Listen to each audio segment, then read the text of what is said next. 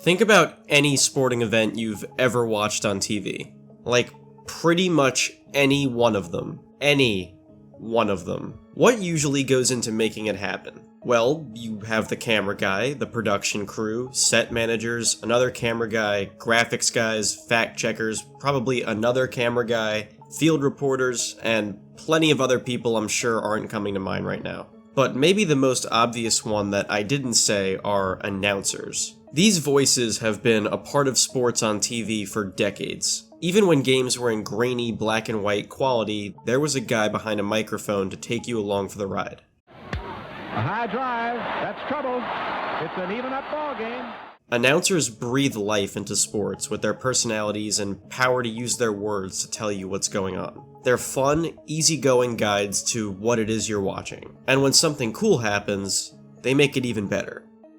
Batted up. Oh, God! Stokely down the sideline! Can they catch him? Stokely! Wow! Now, what if watching sports on TV was more like this?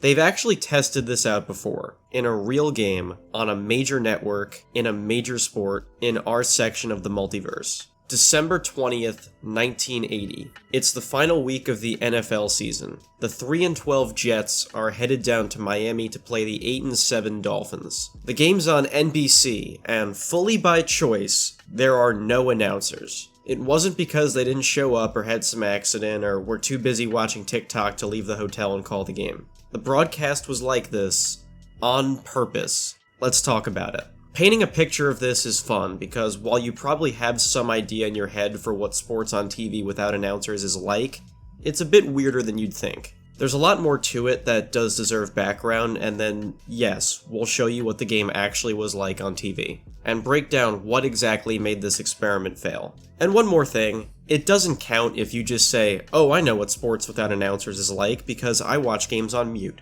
No. Pretend you're forced to hear actual audio for the game, because audiences that afternoon were forced to themselves. In October of 1980, NBC's executive producer of NFL broadcast confirmed that this was something they were going to try. They needed the right game to do it for, though. One without any major playoff implications so as to have the experimental nature of the broadcast be low risk. Naturally, they picked the Jets to be on it.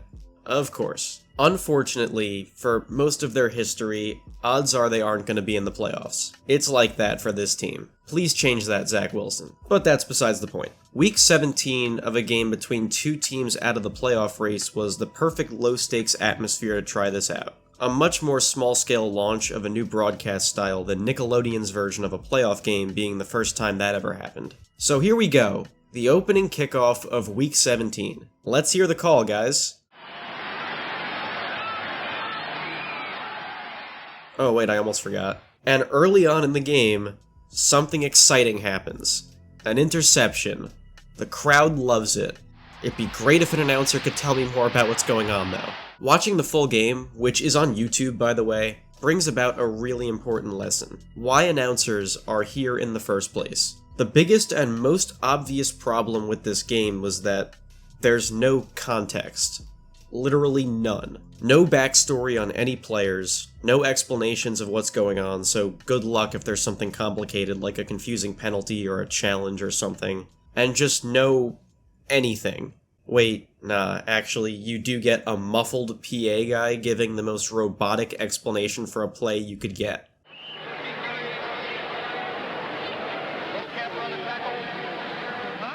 Even if this is a little more descriptive than PA guys normally are, this really isn't it for the only thing you're getting. And once in a while, you do get Bryant Gumbel giving recaps of stuff that already happened however many minutes or hours ago.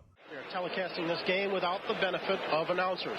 Dolphins got on the board first, and Ube von Schumann field goal from 21 yards out, put them up 3-0.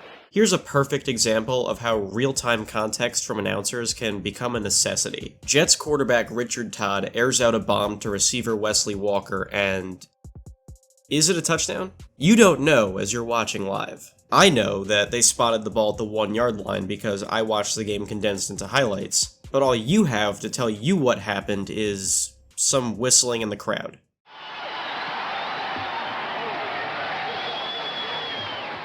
Something else to point out. You might have noticed that there's no graphic of a scoreboard box here. So, you quite literally have zero information on what's going on the majority of the time. It's pretty common now to watch a sport and see basic details like the score, or how far into the game you are, or any other specific elements of the individual sport that even a casual grandpa on the couch sipping a beer would want to know. They do try, as you'll see they do stuff like this to guide you along, but it's just not at all stimulating, and that's a big problem here as a whole. Two separate paths to take to describe that. One, the game is essentially just ASMR now.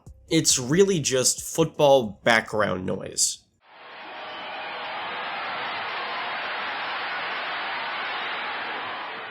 If that sounds like your thing, then pop some audio from this game in your headphones. This could actually serve a purpose over 40 years later for someone as like ambient background sound for when you're on a train or something, but for someone watching the game, different story. And what this effectively became is a much worse version of actually being at the game. Not everyone goes to a sporting event with the intent to fully understand it, but the draw of going to the game is usually the in-person atmosphere. You want to destroy tables at the tailgate. You want to let loose with your friends and have a good time. You want to soak in the event in person. From behind a TV screen, it's nowhere near the same, and it can't grab you the way being at the stadium in a seat would, or like how an announcer on TV normally would. Even with all that said, this still wasn't even an inherently bad idea. The problem arises with it being the only way to watch the game. If football ASMR is your thing, then it's perfect, but it's not hard to assume that that's not everyone's preferred way of watching a game.